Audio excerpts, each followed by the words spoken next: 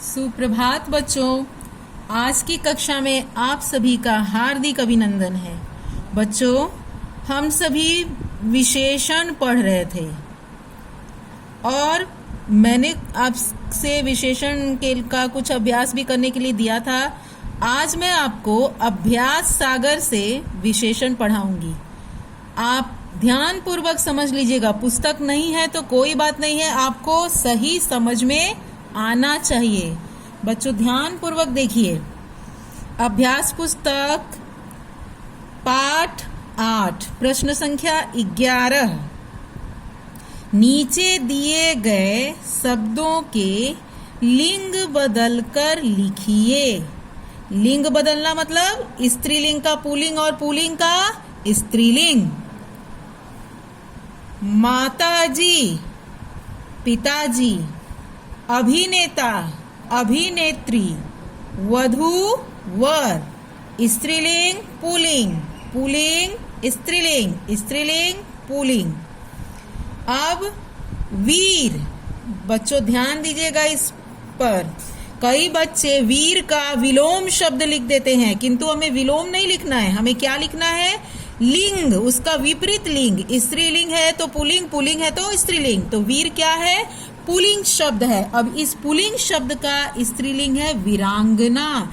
इसका ये विपरीत शब्द नहीं है। आप सभी को ये चीज समझना चाहिए कि विलोम का मतलब होता है उल्टा, बिल्कुल उल्टा। जैसे हाँ, सुबह का शाम, दिन का रात, मतलब किसी चीज का जो उल्टा हो गया वो विलोम है। लेकिन विपरीत लिंग उल्टा नहीं होता है, स्त्रीलिंग अथवा पुल्लिंग। नायिका, नायक, सुनार, सुनारिन। प्रश्न संख्या 12। नीचे दिए गए शब्दों में अनुस्वार या अनुनासिक चिन्ह लगाकर उन्हें दोबारा लिखिए। बच्चों, आपको भी अब इसको बिंदु नहीं बोलना चाहिए। अब क्या बोलना चाहिए? अनुस्वार, अनुनासिक। और इसका भी अभ्यास हम लोग कर चुके हैं कि कैसे पढ़ते हैं। जिस वर्ण के ऊपर नाक से मुंह से उच्चारण होता है वहां पर हम क्या लगाते हैं? अनुनासिक। पहुंचकर, ह के ऊपर बातें, त के ऊपर तुकांत।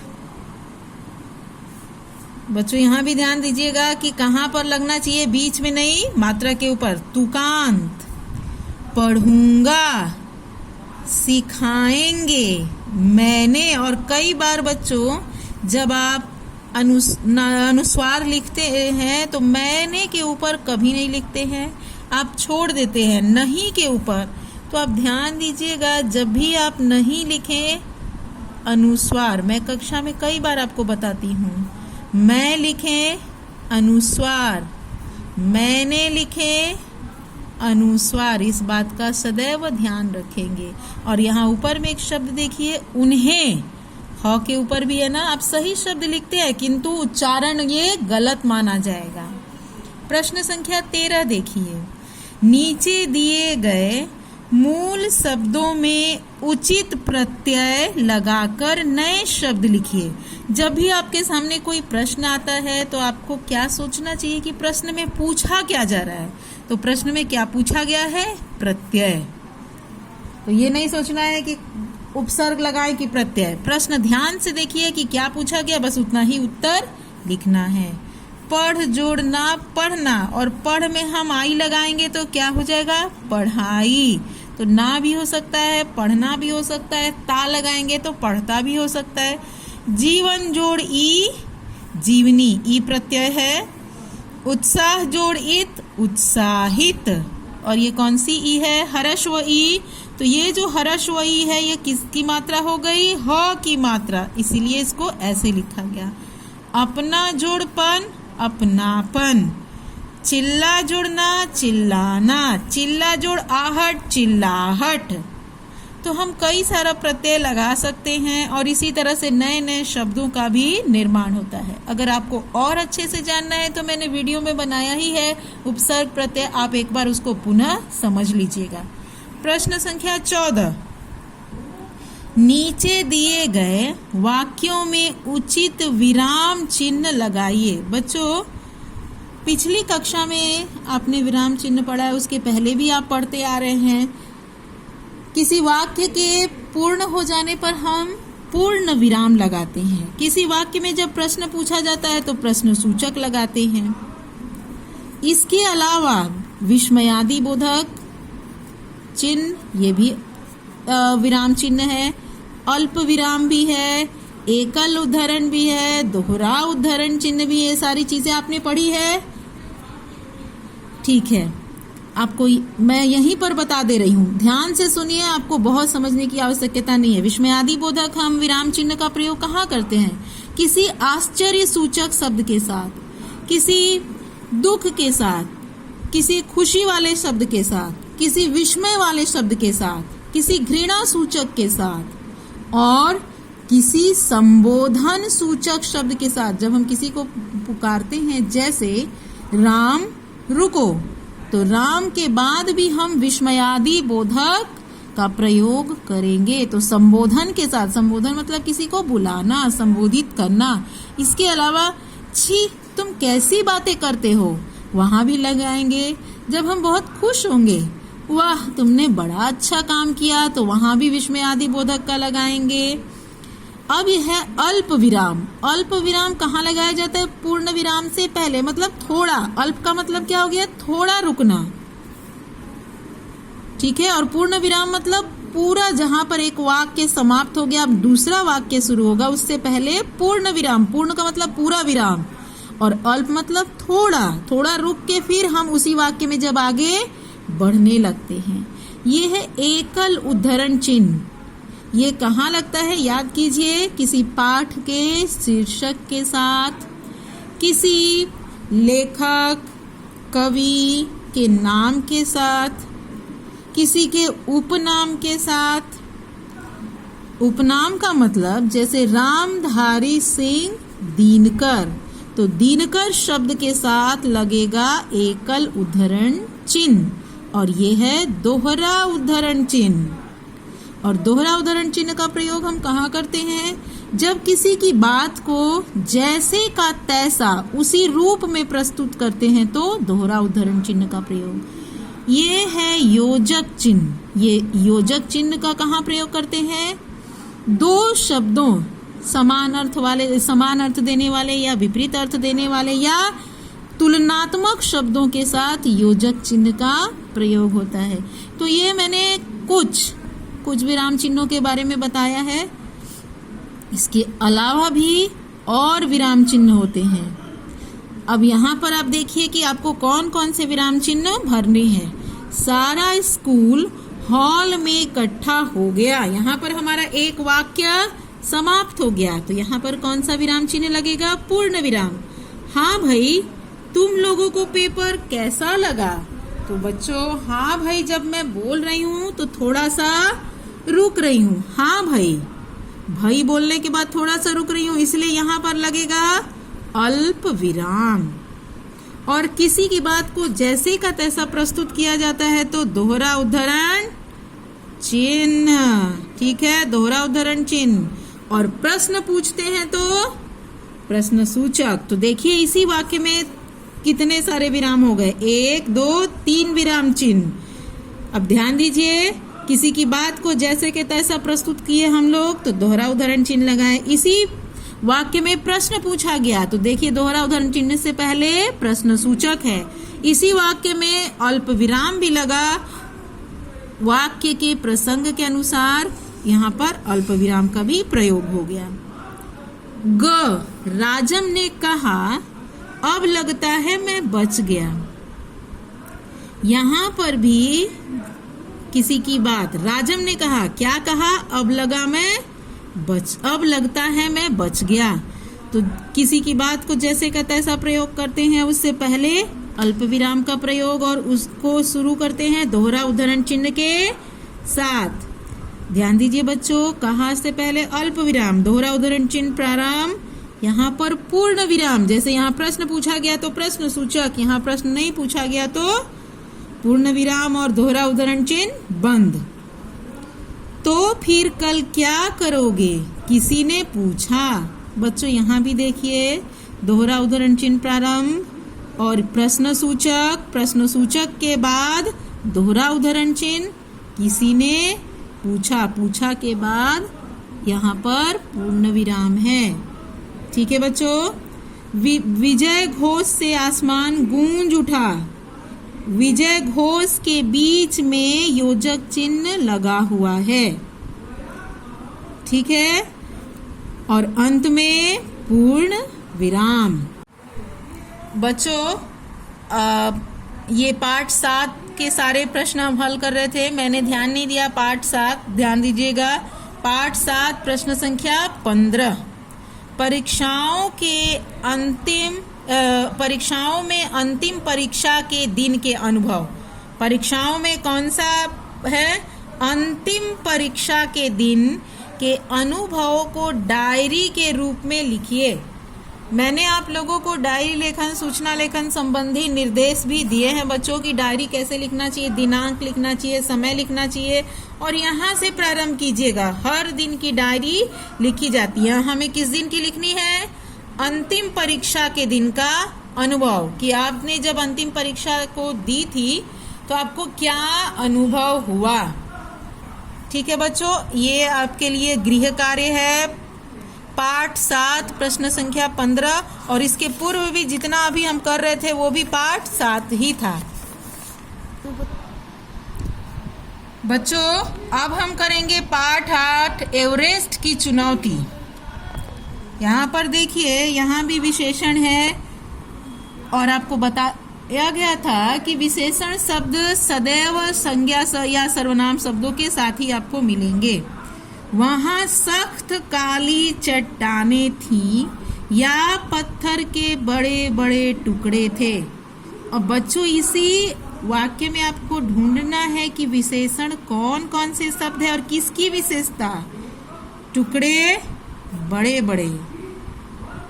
टुकड़ा क्या हो गया? संज्ञा या विशेष्य, और इसकी क्या विशेषता है? बड़े बड़े। सख्त काली चट्टानें, तो यहाँ पर चट्टान विशेष्य है और सख्त काली विशेषण है। उन पर चलना बहुत मुश्किल और थकाने वाला था। इस वाक्य में भी आपको विशेषण शब्द मिलेगा। कौन सा विशेषण शब्द है? मुश्किल शब्द है, बहुत प्रविशेषण है, मुश्किल विशेषण है। ठीक है। और ये किसकी विशेषता बता रहा है? चलना। ठंडी हवाएं हमसे टकरा रही थी। कौन किसकी विशेषता बता रहा है? हवा की विशेषता ठंडी। यह पहाड़ी बहुत सकरी और तीखी है। पहाड़ी की क्या विशेषता है? सकरी, तीखी। और इसके दोनों ओर गहरे ढाल है। ढाल की क्या विशेषता है? गहरे। तो बच्चों अब आपको करना क्या है? ऊपर दी गई पंक्तियों में से विशेषण शब्द छांट कर लिखिए। तो ऊपर मैंने कई सारे विशेषण शब्द बता दिए हैं, आपको छांट कर लिखना है। अब प्रश्न संख्या 2 पाठ 8। अब यह बताइए कि विशेषण शब्द किनकी विशेषता बता रहे हैं। उन शब्दों को विशेषण के क्रम के अनुसार लिखिए। ठीक है बच्चों, तो आपको मैंने प्रश्न संख्या 1 में अच्छा से समझा दिया है। आपको लिखना है और क्रमानुसार आप उसको जैसे जैसे वाक्य है उसके अनुसार लिख दीजिए। प्रश्न संख्या 3। जो शब्द संज्ञा अथवा सर्वनाम की विशेषता बताते हैं उन्हें विशेषण कहते हैं। विशेषण शब्द जिनकी विशेषता बताते हैं उन्हें विशेष्य कहते हैं। ये तो आपने लिख लिया है। आपको मैं और समझा दूंगी वीडियो के लास्ट में कि गृह कार्य क्या है। अभी इसको समझ लीजिए। प्रश्न संख्या 4। नीचे दिए गए शब्दों में से विशेषण और विशेष्य अलग करके लिखिए। वाक्य पढ़ना है और आसान तरीका है विशेषण विशेष्य पहचानने का। सर्वोच्च पर्वत शिखर, किसकी क्या विशेषता है? पर्वत शिखर की विशेषता है कि वह सर्वोच्च है। ठीक है। पर्वत शिखर की क्या विशेषता है? कि वह सर्वोच्च है। अतः सर्वोच्च शब्द क्या हो गया? विशेषण। 12 शेरपा, शेरपा की क्या विशेषता है? कि वह संख्या में 12 है, तो 12 शब्द विशेषण। काली चट्टानें, चट्टानों की विशेषता है कि काली है। छोटा सा प्लेटफॉर्म, प्लेटफॉर्म की विशेषता है कि वह छोटा सा है। तिरंगा झंडा, झंडा की विशेषता है कि वह तिरंगा है। तो कितना आसान हो गया विशेषण, जब आप विशेषण को ढूंढ लेंगे तो विशेषण निकल आएगा। प्रश्न संख्या 5, नीचे दिए गए वाक्यों में उचित विशेषण शब्द भरते हुए उन्हें पूरा कीजिए। उचित विशेषण शब्द, सुरेखा अच्छी लड़की है। दादी माँ के बाल सफेद हो गए हैं, बिल्कुल ठीक है। लड़का राम का मित्र है, यहाँ पर क्या हम भर सकते हैं, अब आप बताइए, सोचिए। लड़का के आगे अच्छा लड़का राम का मित्र है, बिल्कुल नहीं, वह लड़का, और यह हो जाएगा सार्वनामिक विशेषण। ये प्रश्न को पढ़ के ही हमें उत्तर को लिखना चाहिए। 7वीं कक्षा के बच्चे शांत बैठे थे। भैया जरा 2 लीटर दूध तो देना। मैंने यहाँ पर 2 लीटर क्यों लिखा, क्योंकि दूध है परिमाणवाचक, इसलिए। प्रश्न संख्या 6, नीचे दिए गए संज्ञा शब्दों के लिए उचित विशेषण शब्दों का प्रयोग कीजिए। संज्ञा शब्द के लिए उचित विशेषण, ध्यान रखिएगा कि कोई भी शब्द विशेषण का आपको नहीं लिख देना, जो उसके साथ मिले।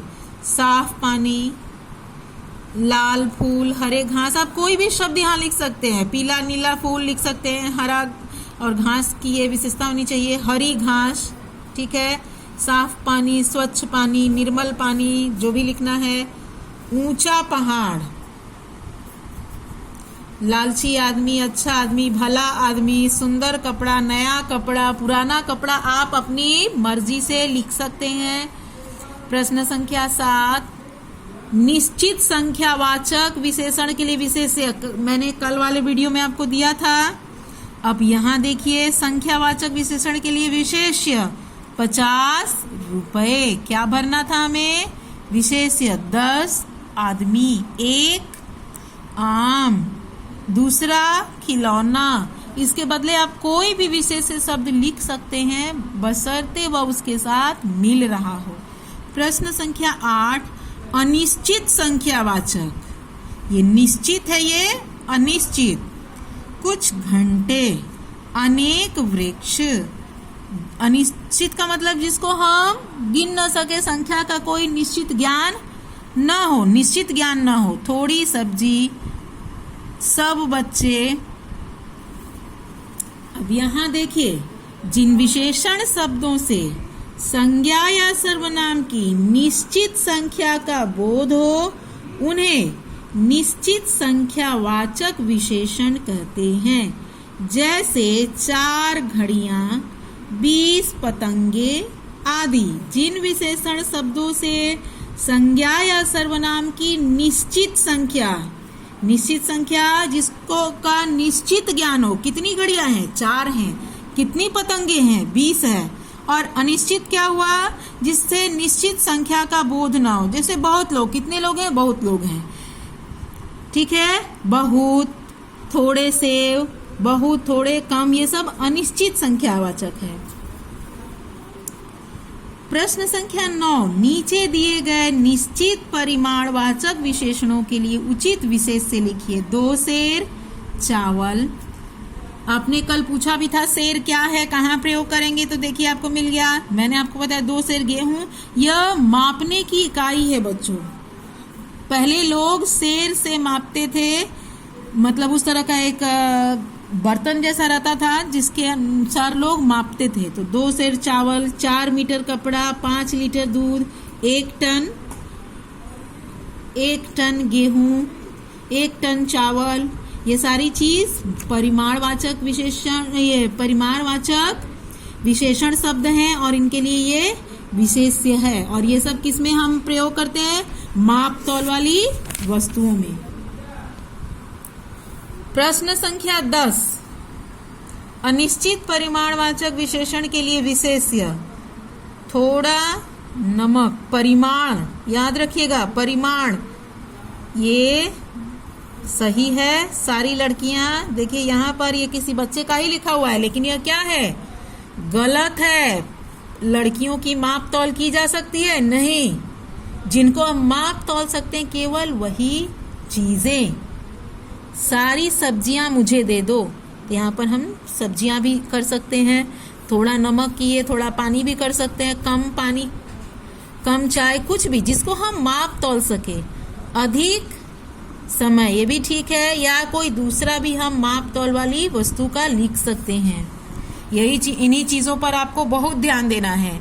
जिन विशेषण शब्दों से संज्ञा या सर्वनाम के निश्चित माप तोल का बोध हो उन्हें निश्चित परिमाणवाचक विशेषण कहते हैं। जैसे 1 किलो चीनी, 3 लीटर तेल। और बच्चों देखिए कि माप में भी इकाई को बोलने का तरीका अलग है। चीनी के साथ है 1 किलो, तेल के साथ है लीटर। तो जो किलोग्राम या ग्राम होता है किसके साथ होता है? ठोस वस्तुओं के साथ।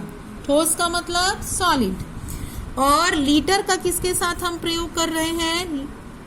द्रव्य, सब जितने द्रव्य हैं। द्रव्य मतलब लिक्विड, जितनी लिक्विड चीजें हैं उनके साथ लीटर, जितनी ठोस चीजें हैं सॉलिड है उनके साथ किलोग्राम, ग्राम आदि। तो समझ गए बच्चों? निश्चित परिमाणवाचक जिन विशेषण शब्दों से संज्ञा या सर्वनाम के निश्चित तोल का बोध हो निश्चित परिमाणवाचक कहते हैं। और निश्चित परिमाणवाचक विशेषण जिन संज्ञा या सर्वनाम के निश्चित माप तोल का बोध न हो, जैसे ज्यादा चावल, थोड़ी सी मिठाई आदि। और ये कौन सा हम विशेषण पढ़ रहे हैं? परिमाणवाचक। बच्चों प्रश्न संख्या 11, नीचे दिए गए वाक्यों में से विशेषण शब्द छांट कर लिखिए और उनका भेद भी लिखिए। सुनीता भोली भाली लड़की थी। जब भी आपके सामने ऐसा प्रश्न आए कि विशेषण शब्द छांटिए और भेद लिखिए, सबसे पहले विशेषण शब्द को छांट लेना चाहिए। सुनीता भोली भाली लड़की है, भोली भाली विशेषण। कक्षा में 3 बच्चे बैठे हैं, तो आपने जब विशेषण पढ़ा तो आपको ज्ञान है कि 4 भेद हैं: गुणवाचक विशेषण, संख्यावाचक विशेषण, परिमाणवाचक विशेषण और सार्वनामिक विशेषण। तो भोली भाली विशेषण, 3 विशेषण। यह फ्रॉक, यह भी सार्वनामिक विशेषण है। कटीली तार, कटीली भी विशेषण है। थोड़ा सा परिमाणवाचक। कुछ घोड़े अनिश्चित संख्यावाचक। 3 किलो दूध निश्चित, बेटा यहाँ पर 3 लीटर, यहाँ पर 3 लीटर होना चाहिए। 3 लीटर दूध, ये क्या हो गया? निश्चित परिमाणवाचक। वह छात्र, निश्चित, ये सार्वनामिक विशेषण। जब आप ऐसे ढूंढ लेंगे तब अब आप शब्दों को लिखिए क्रमवार और भेद आप आराम से लिख पाएंगे। जैसे भोली भाली शब्द क्या है? गुणवाचक विशेषण है, यह किसी के गुण के बारे में बता रहा है। 3 बच्चे संख्यावाचक विशेषण। यह फ्रॉक सार्वनामिक विशेषण। कटीली तार, यह भी गुणवाचक है, तार की विशेषता है, गुण बता रहा है। थोड़ा सा शरबत, यह परिमाण बता रहा है, अनिश्चित परिमाणवाचक। कुछ घोड़े अनिश्चित संख्यावाचक। 3 लीटर दूध निश्चित परिमाणवाचक। वह छात्र सार्वनामिक विशेषण। प्रश्न संख्या 12, नीचे दिए गए वाक्यों में प्रविशेषण शब्दों पर घेरा लगाइए। बाप रे, सांप तो बड़ा भयानक था। बच्चों यहाँ देखिए, विस्मय सूचक, अभी हमने विराम चिन्ह पढ़ा ना। बाप रे, जब हम आश्चर्य प्रकट करते हैं तो विस्मयवादी बोधक लगाते हैं। यहाँ हमें करना क्या है? हमें प्रविशेषण शब्दों को केवल ढूंढना है। बार बार आपको यही मैं समझाती हूँ कि प्रश्न को ध्यान से पढ़ें, समझें, उत्तर फटाफट आ जाएगा। प्रविशेषण और कुछ नहीं ढूंढना है। बड़ा भयानक, बहुत अच्छे, अच्छा की विशेषता बहुत, अधिक कुशल, कुशल की विशेषता अधिक, अत्यंत विशैली, विशैली की विशेषता अत्यंत, अति चतुर, चतुर की विशेषता अति। प्रविशेषण जो विशेषण की विशेषता बताते हैं वे सारे शब्द बड़ा, बहुत, अधिक, अत्यंत, अति, कम। प्रश्न संख्या 13, नीचे दिए गए विशेषण के भेदों का एक एक वाक्य लिखिए गुणवाचक, विशेषण, संख्यावाचक, परिमाणवाचक, सार्वनामिक। तो अब मुझे आशा है कि आप सभी को यह समझ में आ गया होगा। आप अपनी मर्जी से कभी भी लिख सकते हैं। प्रश्न संख्या 14, नीचे दिए गए शब्दों में उचित स्थान पर नुक्ता लगाइए। नुक्ता, नुक्ता किन शब्दों के साथ लगता है? अरबी, फारसी शब्दों, अरबी और फारसी शब्दों के साथ। ये विदेशी शब्दों के नीचे लगाया जाता है ताकि स्पष्ट हो कि यह विदेशी भाषा के शब्द हैं और हमारी हिंदी भाषा में लिए गए हैं। और ये कहाँ कहाँ लगते हैं? ख, ज, फ। ठीक है बच्चों। नजर, बर्फ, हजार, काफी, आवाज, सफेद, तेज, रफ्तार, वजन। ध्यान से देखिए, ज के नीचे और फ के नीचे लगा हुआ है। और फिर से मैं दोहरा दे रही हूँ, नुक्ता का चिन्ह अरबी, फारसी, उर्दू शब्दों के नीचे लगता है। ये विदेशी भाषा के शब्द होते हैं, यह भी आपको जानना चाहिए। प्रश्न संख्या 15, नीचे दिए गए वाक्यों को उचित मुहावरों से पूरा कीजिए।